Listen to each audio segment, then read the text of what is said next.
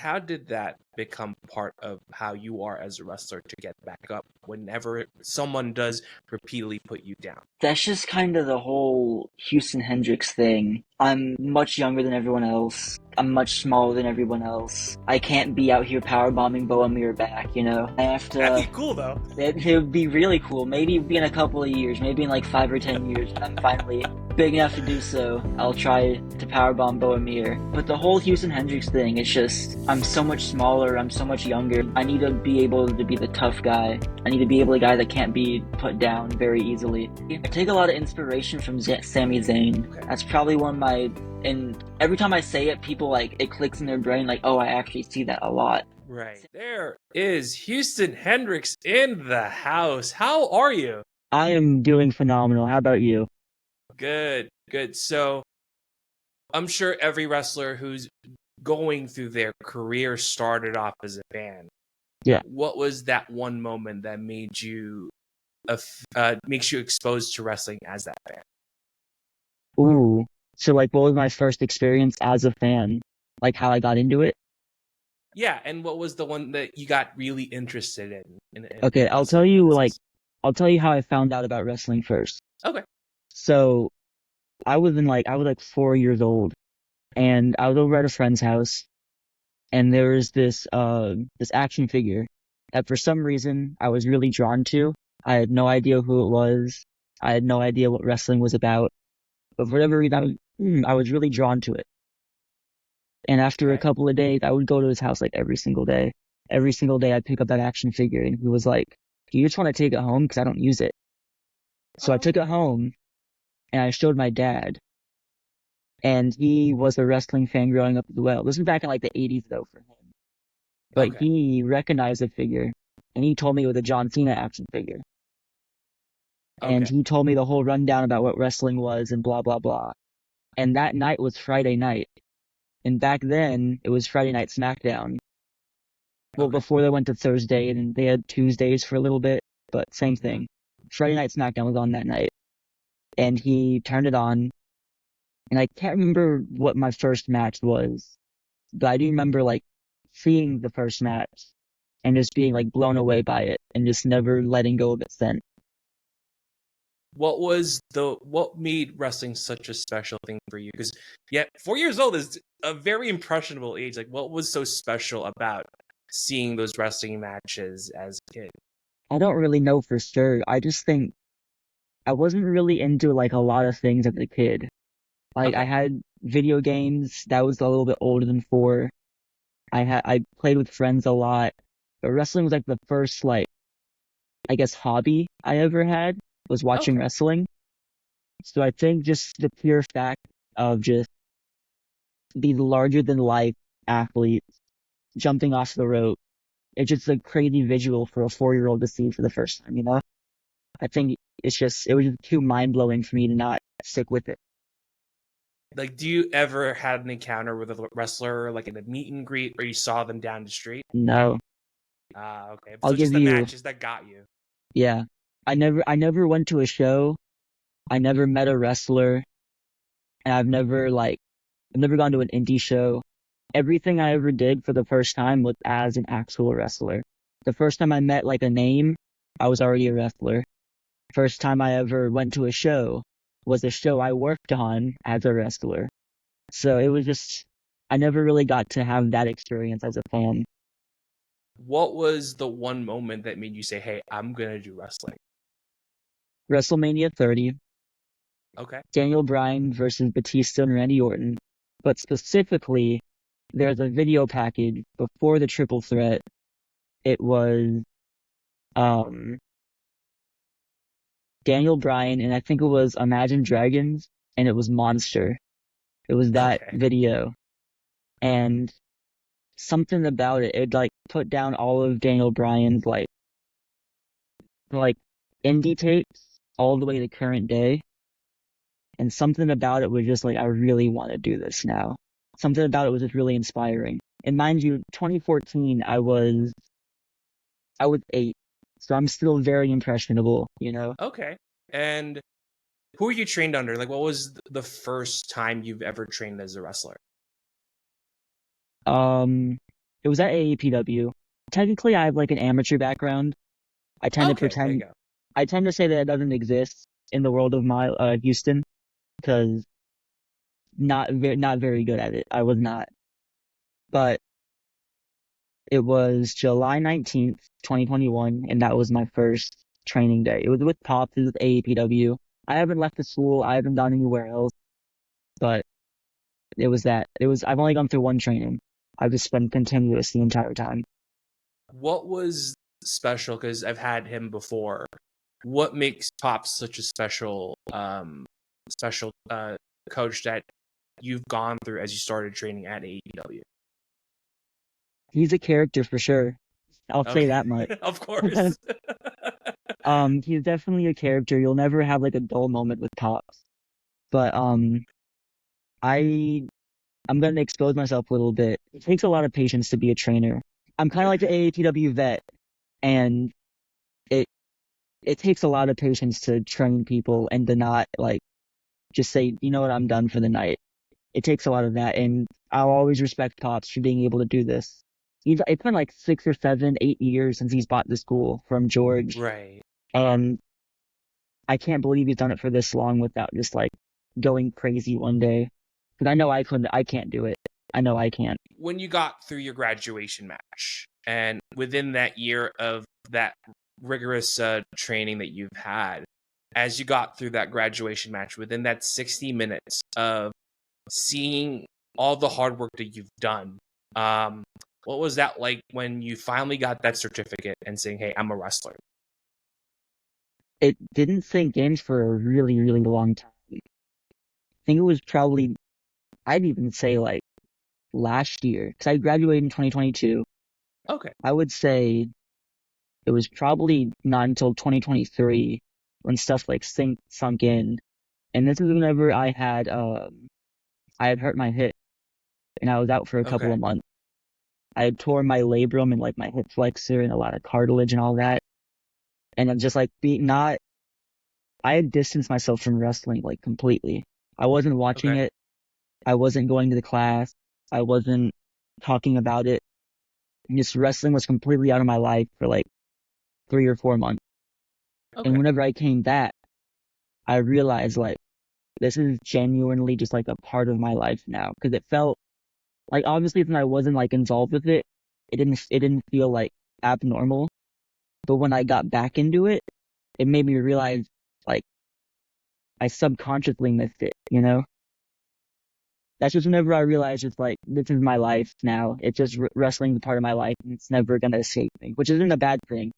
It sounds like I'm saying it like it's a bad thing, but it really is just a part of my life now. What motivated you to go over and being back in the wrestling grind after that period of walking away from it? Well, I hadn't walked away from it like completely. I always had intentions of coming back that was better, but while I was down, I just didn't want to like have it in my life because I knew I was going to miss it and I knew I was going to get back in the ring early, which I did anyway.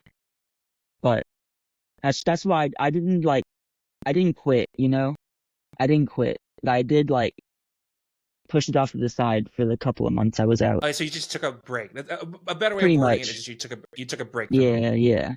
But it was just Okay. like I was probably about 2 years in at that point, and it was definitely the longest I'd ever gone without training. So we're going to talk about your debut, but we'll do that later on. Of course, with every time that everyone trains at APW and you have matches along the way, one thing that kind of stood out was having Jay Lethal and Oh, having yeah. that tag match with him. What was that feeling like working with someone who has a better experience in their wrestling move set when you had that tag match against Zeke and Chris Taylor? Zach Taylor, yes. Zach Taylor. Okay, I have to make sure because I'm mixing the two. Like, Yeah. what was that like tagging with him during that time? It was such a random experience to have because they had announced like Lethal was coming to the school, Okay. but Pops hadn't told anyone who he was working with. So people had no idea what was going to happen. And this was in the middle of Zach and I were in the middle of a feud for the AAPW Wrestling Championship. Zach had the championship, and I was like, we had like 5 or 6 matches together leading up to this. And Pop pulls me aside, literally like, I think the same week of the match. Okay. And it was like, it's going to be you and Lethal against Zeke. And at the time, it was going to be the Leroy Brown, who was now KDP. Right. But KDP got really, really sick, like a couple of days before the match, and we were just not going to be able to make it. So we had the idea to plug Zach in, because in the storyline it would make a little bit more sense. So we have that match, and you're asking about what it's like to be in the ring with Lethal. It's insane how just naturally it comes to people like that when you've been working for that long. Because I think he's been in the business for like 20 years, probably a little bit more. Yeah, he's had his time. Yeah, and it surprises you how naturally everything comes to you. Like, calling that match was the easiest thing ever, because everything just comes so naturally to him. It's like he had the whole match planned out, but he didn't. He didn't know who we were until that night. So, every time I work with someone over like 10 years, it always blows my mind just how naturally like gifted they are, which is it's a given, you know. Were you aware of Jay Lethal's work before you started working with him? I wasn't like a super fan. I wasn't like studying Jay Lethal tapes every day of my life, you know. But I knew who he was. I watched a lot of matches with him. I enjoy his work back then, and I still do now. Okay. But I wasn't like super duper like familiar, you know. I did do my fair share of studying whenever Pops told me that I was gonna be in the ring with him. I made sure to catch up on some things. But as far as like, I'm not gonna lie, I wasn't like a super duper big fan of his. And as you got to work with him and with that match, when you were waiting for that tag and watching Jay Lethal do his thing against Zach and Zeke, what were you looking? What were you observing? How he moves in the ring? It was mostly just, oh my god, he actually took the heat for me. Like, logistically, I would take the heat and he would get the big comeback. But no, he gave me the big comeback in that match. He let me run House of Fire on them. And that was the main thing that stuck with me. It was just like, I'm just sitting on the apron like, wow, he's taken bumps for me. He just took like 50 chops for me in front of like 150 people, which is nothing for him anymore. He works TNA, AEW, thousands of people every night. Yeah. And he's working his ass off for me, it was really cool. I made sure to thank him for that, because that was a really nice moment. But as for movement,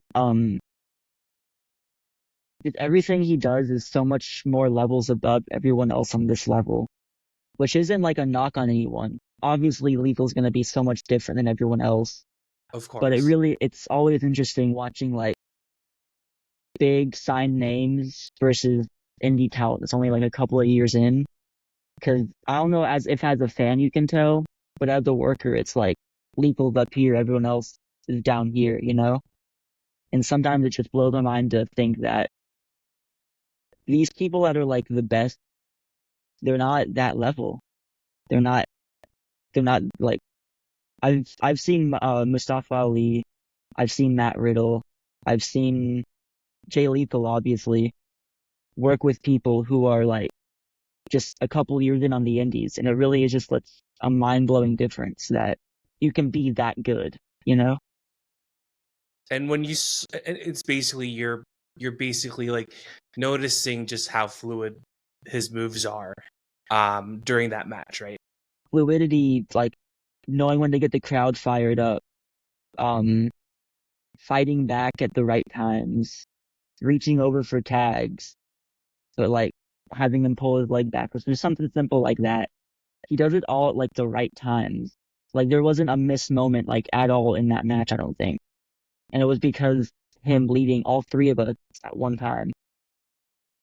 And when that hot tag came out and he was ducking and diving, when you had that tag and you had your moment, what was that like getting in the ring with during that match?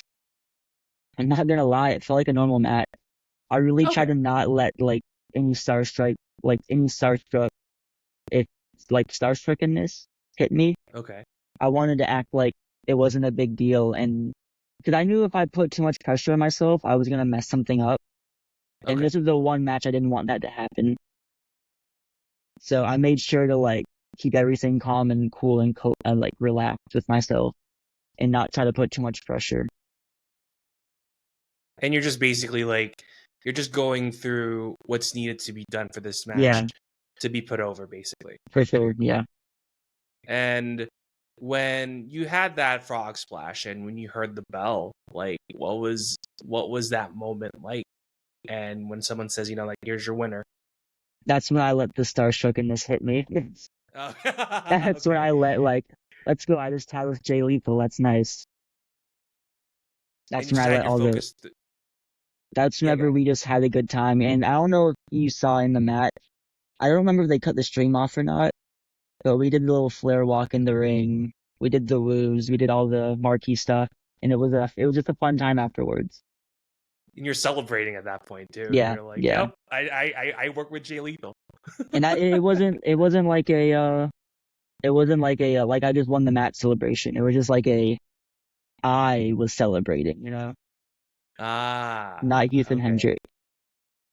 And I was gonna ask that too. I should have asked this earlier. Where did the name come from?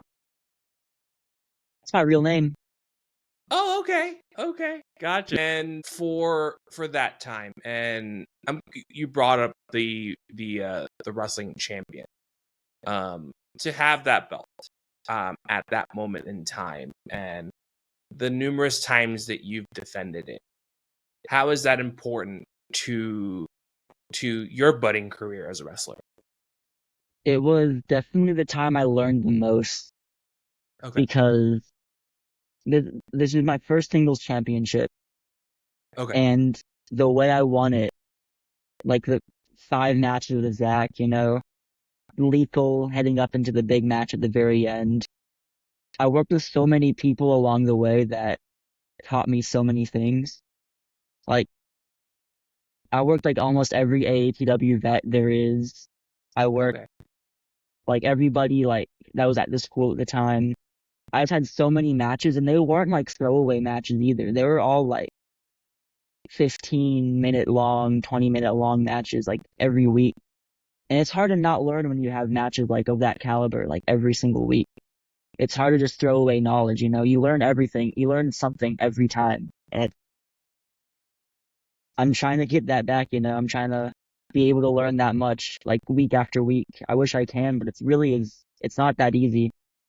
I was really gifted with that position to like have it for it was like 7 months, 8 months, something along those lines. Were the standards already set high, or did it build up to that point when you're defending that championship?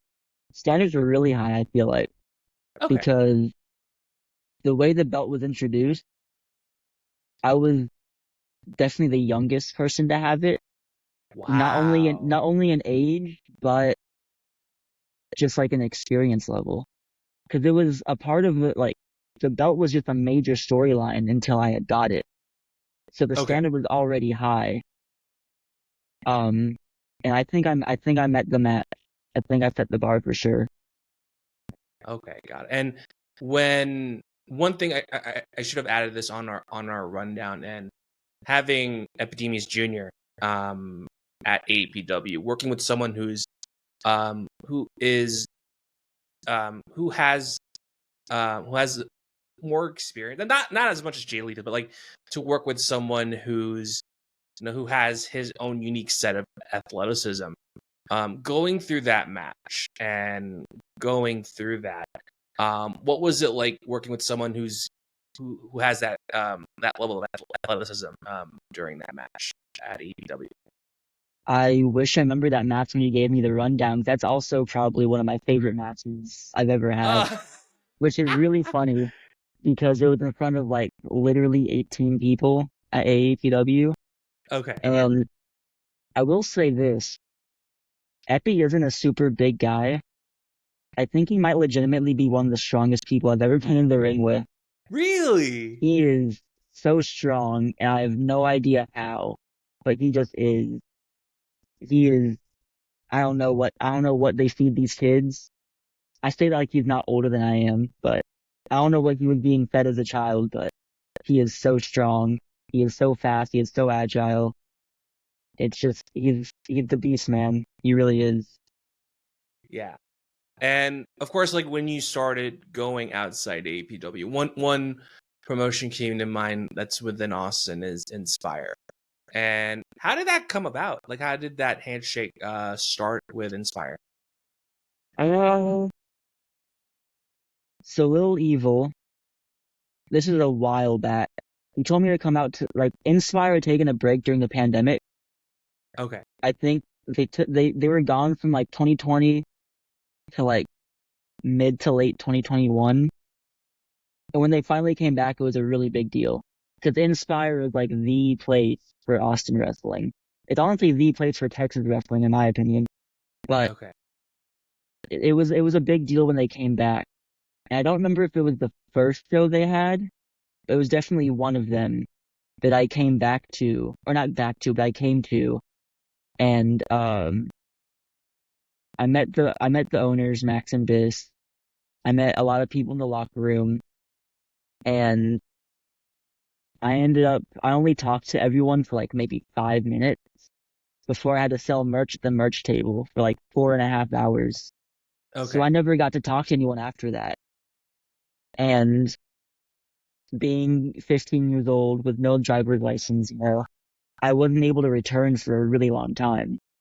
So Okay. it was probably another year before I got back to Inspire. And this is whenever they moved to the Empire on 7th Street. Okay. I come back for the first time, and somehow everyone knows who I am. And I'm the kid who tagged with Jay Lethal. That was my name for the longest time. And I ended up talking to Max and Biss. They recognized me from that match, and just from working AAPW, and I think I was working Baracho at this point. And they gave me Kari to tag with, and we just took the ball and we ran with it for a couple of months. Okay. How hard was it to establish, your name out there? And, how did you work to get to being renowned and Inspire? Like, well, what did it take for you to break past, the kid who tagged with Jay Lethal? What did it take for you to break past that mold? Just time. I think my biggest stepping point has obviously been Inspire, just because it's the biggest promotion. And everyone there is so cool.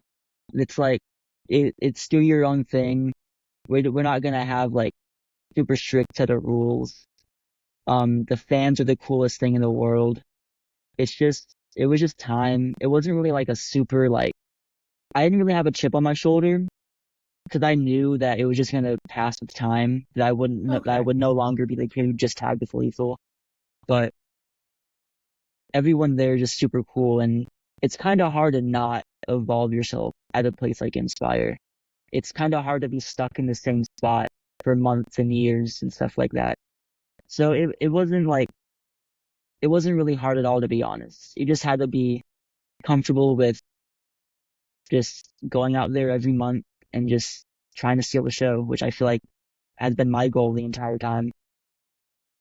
Because we had that street fight, and going to a match that's out of traditional wrestling rules, like, what did it take to learn to be in that street fight? And who did you face in that match too? It was Kari, my former tag partner, who turned on me a couple of months beforehand. It was my first like hardcore match I had one prior. It was a triple threat match, but we didn't really do like it wasn't a crazy match, you know. It was pretty tame. This one wasn't though. This one was pretty crazy. Okay. Bump on a guardrail, took a couple of bumps onto some chairs, took some really painful chair shots, a lot of kendo stick shots, um, pile driver on chairs, coast to coast. We did a lot of crazy stuff in that match. And it was I don't know if it was out of my comfort zone. It was very different though, which Okay. I feel like is a good thing. It made me use my brain in different ways that I haven't used my brain for wrestling before. And I feel like it helped me evolve like move set and like transitioning between moves and just overall being able to use my brain in a different way. Not only in a different way for street fights, but in a different way for traditional matches, you know? And you got more creative Yes. with Yeah. how your skill set is going to be. I feel like I'm much more creative following that match. Okay, cool. So we're gonna talk about because you've and see how it's evolving from AAPW to now to Austin and now in Corpus with TWC. And I'm gonna ask the same question as the one prior. Like, how did they approach you to debut in Corpus Christi? I don't exactly remember. It was after an Inspire show for sure. So Okay. I know Haley comes to which is the promoter, Booker, Yep. Haley. She comes out to the Inspire shows, at least most of them. I'm trying to I think it was after my first match with Kari. No, it couldn't have been. It was after a match for sure. I remember she said that she enjoyed the match and she gave me the rundown about TWC and we had set up a date and my first ever match was in January. It was against David Kidd Okay. and just like they were telling me that the crowd loved me like from like as soon as I made my entrance. And I think it was gonna be a one-off thing. I think that was their plan. Okay. I remember them saying like just they wanted to bring me back more and more and I was like, of course I'd love to be back. And I've been on just about every show since then, I think. And TWC is definitely one of my favorite places to work. If I gave you a list, Inspire and TWC would definitely be probably 1 and 2 in my opinion. It's a very fun spot to work. Okay. And it's interesting because what's the difference in terms of how Corpus Christi is different in Austin? What were some of those like differences and similarities wrestling in basically in those two cities? I feel like Inspire and TWC are very, very similar, which is Okay. probably why I enjoy them so much because that type of like crowd environment is it's so fun to be in front of. It's so fun to be around. And I wish more promotions were like that. They're just so excited to be there. And you can feel the energy, even like if you're in the back. If you can just feel the crowd no matter where you go. And the locker room is phenomenal in both companies.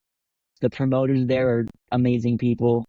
It's everything about both Inspire and TWC. There's just I can't think of any negative things about either of them. And I think that's why it's just so fun to be around. Yeah, because this is the match that I saw you first at TWC was with Shimbashi. What was it like, wrestling someone who's had like, and we talked about it with that be like, what was it like facing with Shimbashi and working with him during that match? Well, I can't really like tell you anything I was surprised with because Okay. Shimbashi and I are breaking kayfabe here. We're pretty good friends, but that was our first match together. Another guy who's just like incredibly strong. It's just surprising. Him and Epi are probably the two strongest people I've been in the ring with, other than like someone massive like Bo. If you're talking about just sleeper builds, Epi and Shimbashi are up there for sure as just the strongest people. I can't really tell you anything that surprised me though, because again, we're pretty good friends. I feel Okay. like I know what to expect when I'm working someone like that. Okay. And now we're gonna say, because you mentioned it a few seconds ago, when Bo had that open challenge, and asked to go with him, and when your entrance music came in and you jumped out, what was it like? Facing someone who's like stronger and bigger than you. Like, what was that like working with Bo? He was absolutely the biggest person I've ever been in the ring with. 7 feet tall, gotta be at least like 285 bare minimum, and that's being generous with how big he is. I did the math actually. So his finisher is a power bomb, right? And Okay. he lifts me. He did it like last ride position, and my my butt was right on top of his head, right? Wow. So I measured from my butt to my head, and it was like a little low. It was like 12 feet and 8 inches. My head was Oh off my the ground. gosh. My head was like 12 feet and 8 inches off the floor. And let me tell you, power bombs in general are not very fun to take, but a 13-foot power bomb is really not fun to take. I took two of them. And I'm gonna make sure to be very nice to him next time I see him, so that way I don't need to take two ever Exactly. again. He's Because definitely. when I'm not gonna be looking for revenge on Boamir anytime soon. I don't think it's worth it. yeah, you got through, and you're like, you know what? Respect that. Yeah, I cheated death, and I'm not trying to try it the second time. I don't want to risk my luck, you know? Because one thing I noticed with that match too is you went back down, and Bo is doing his best to put you down, and then you got back up, and that's what I'm noticing with most of your matches. You always find ways to get back up. How did that become part of how you are as a wrestler, to get back up whenever someone does repeatedly put you down? That's just kind of the whole Houston Hendrix thing. I'm much younger than everyone else. I'm much smaller than everyone else. I can't be out here power bombing Boamir back, you know? I have That'd to. be cool though. It would be really cool. Maybe in a couple of years, maybe in like 5 or 10 years, I'm finally big enough to do so. I'll try to powerbomb Boamir. But the whole Houston Hendrix thing is just, I'm so much smaller. I'm so much younger. I can't really be. I need to be able to be the tough guy. I need to be able to be the guy that can't be put down very easily. It's very. I take a lot of inspiration from Sami Zayn. Okay. That's probably one of my, and every time I say it, people like, it clicks in their brain like, oh, I actually see that a lot. Right. Sami Zayn's definitely someone I watch a lot, and someone I've taken from a lot. Him and Shawn Michaels are like my two most probably watched wrestlers, just like ever, honestly. Okay. And I try to take a lot from both of them. And how do you incorporate how they do as wrestlers? How did you incorporate that into your own wrestling moves down the line? I try not to take moves from people.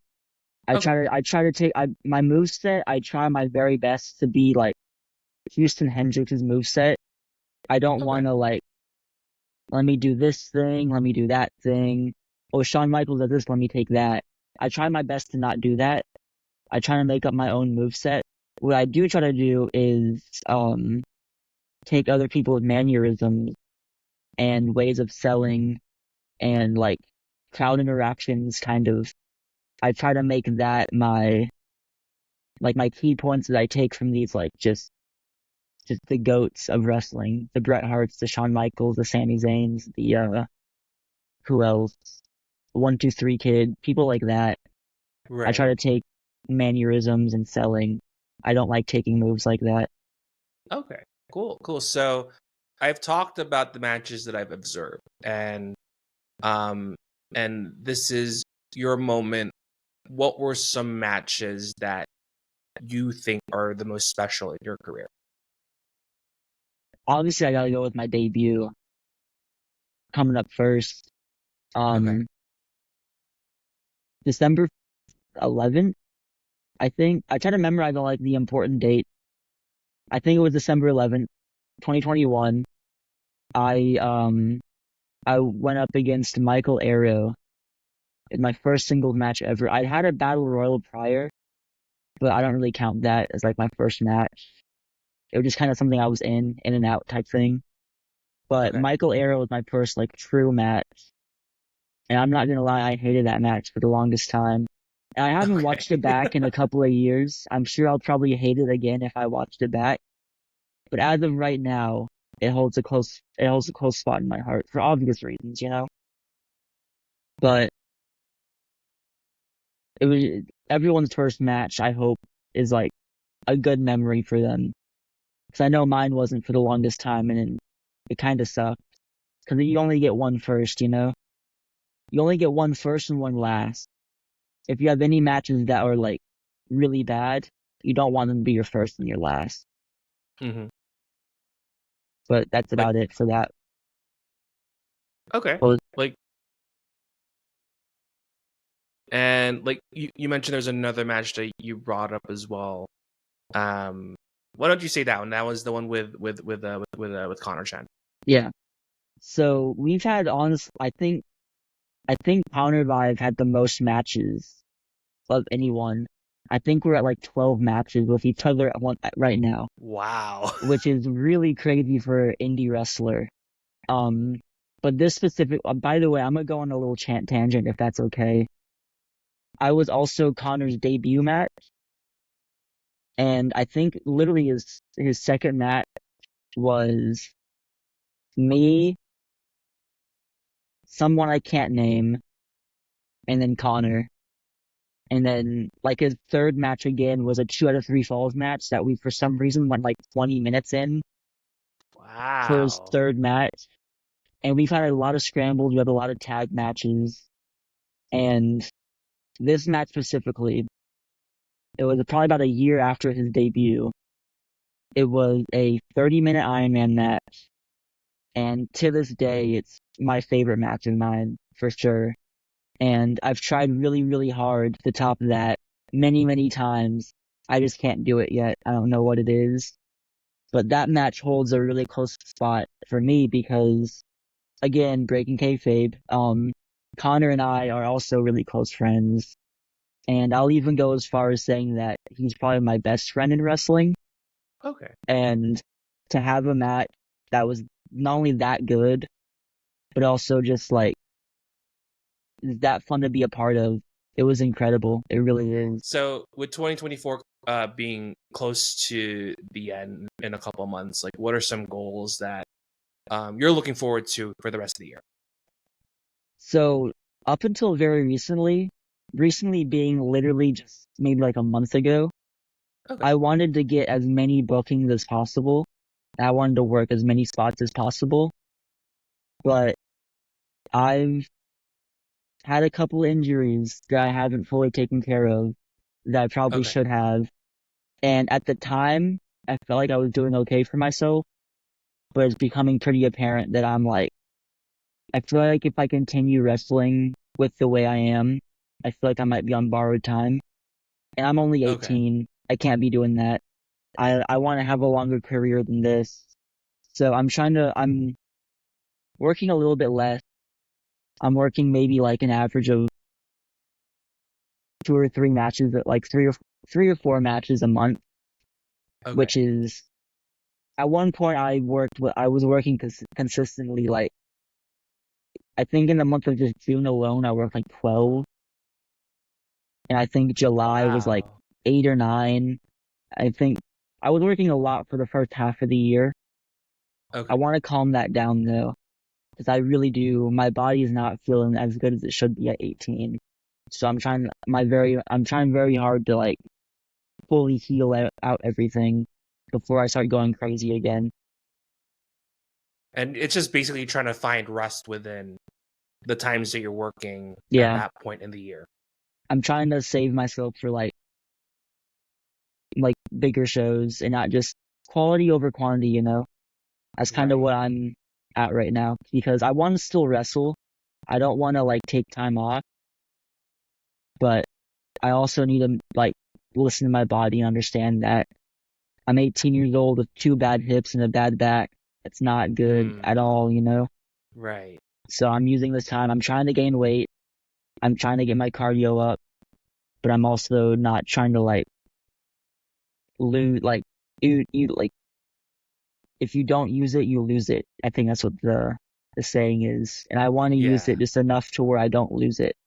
I at least want to like stay even, you know. Yeah, there's a balance with everything too. I'm Awesome. hoping by So like good. I'm hoping by like the start of 2025, I'll be able to kick it back into full gear. Okay. And I was thinking about this too, like especially now that you're finding like this new perspective of like of how you're functioning in the wrestling in your wrestling. What was the one thing that kind of made you realize, oh, okay, this might be too much? Like, were there moments like that now that you're experiencing how the body's functioning on your side? Just like every match, I need like 3 or 4 days to like just like calm down a little bit now.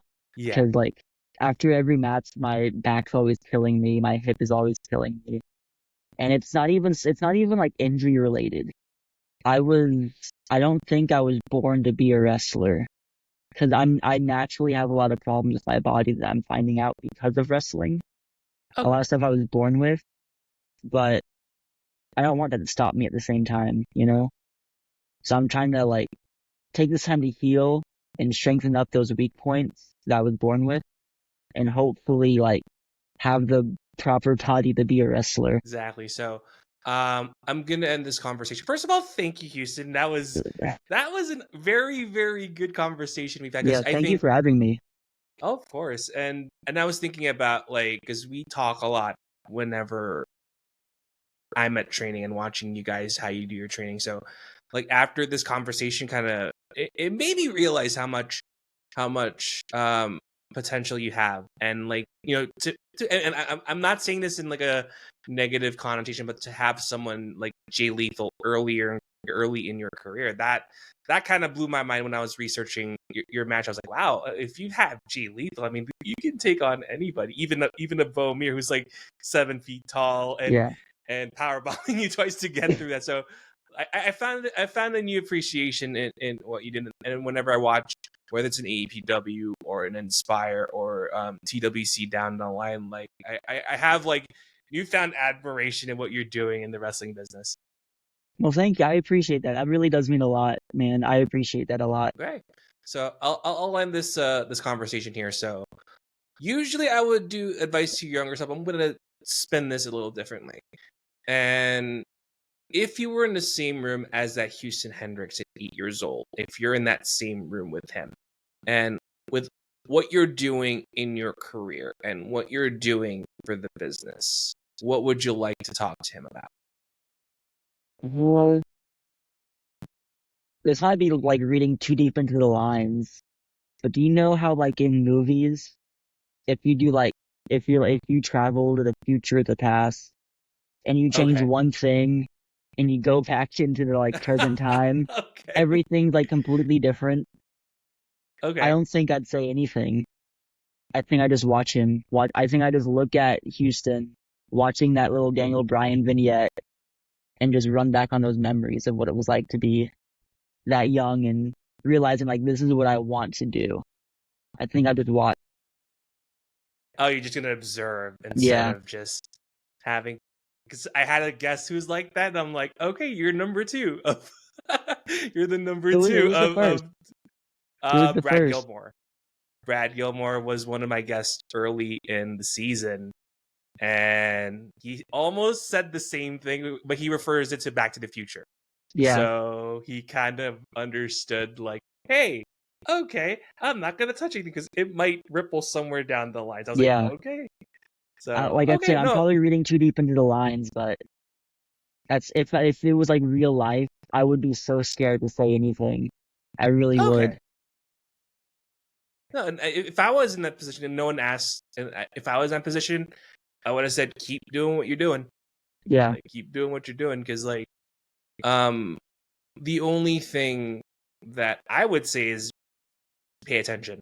Keep doing what you're doing, but pay attention. That's the only thing that's I would say. I will be just as vague. yeah. You don't want to take any chances with messing anything up. 'Cause Yeah. like obviously you could say something that makes something really good, but it's equal chances to like just completely mess everything up and ruin everything you have going for you. Okay, awesome. So I have nothing left to give. Houston Hendrix, you have the floor. And yeah, where can we find you? Everywhere is just it's if you just look up my name anywhere, you'll find me. But specifically Instagram and Twitter, it's just Houston Hendrix with an underscore at the end. Try to keep it very basic so people can remember it. Exactly. So, but this will end our conversation with Houston Hendrix. For those who are watching and listening, thank you so much for tuning in, and I'll see you guys on the next one.